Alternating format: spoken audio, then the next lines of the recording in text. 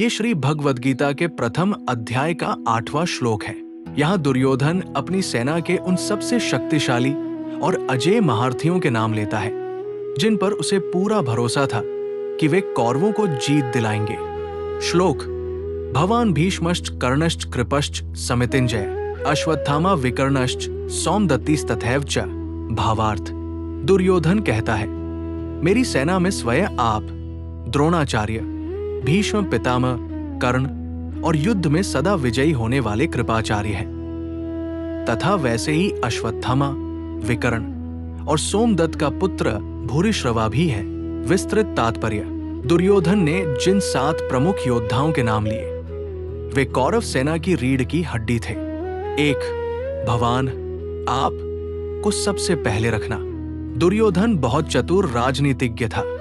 वैसे तो कौरव सेना के मुख्य सेनापति भीष्म पितामह थे, लेकिन चूंकि दुर्योधन इस समय द्रोणाचार्य के सामने खड़ा था, इसलिए उसने भीष्म से भी पहले द्रोणाचार्य, भवान का नाम लिया। ऐसा करके वो अपने गुरु को प्रसन्न करना चाहता था ताकि वे पूरे मन से कौरवों के लिए लड़े। 2.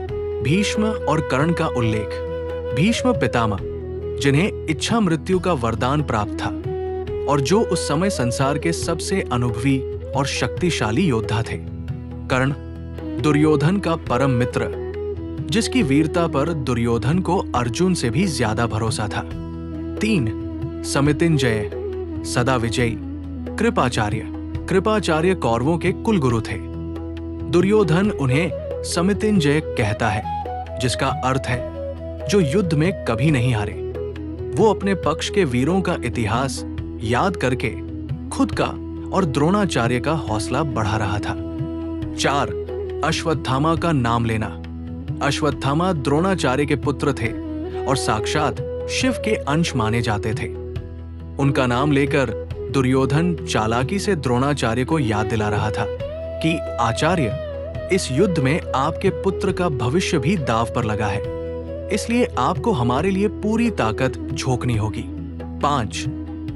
विकर्ण का विशेष स्थान। धृतराष्ट्र के सुपुत्रों कौरवों में से दुर्योधन ने केवल विकर्ण का नाम लिया। विकर्ण ही वो एकमात्र कौरव था जिसने द्रौपदी चीरहरण के समय दुर्योधन का विरोध किया था और इसे अधर्म बताया था।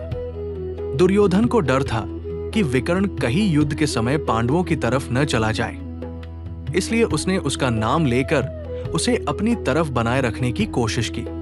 निष्कर्ष: पांडव पक्ष के योद्धाओं को गिनाने के बाद अपनी सेना के इन दिग्गजों का नाम लेकर दुर्योधन के मन का डर थोड़ा कम हुआ। उसे लगा कि भीष्म, द्रोण और कर्ण जैसी अजेय तिकड़ी के होते हुए भला कौरवों को कौन हरा सकता है।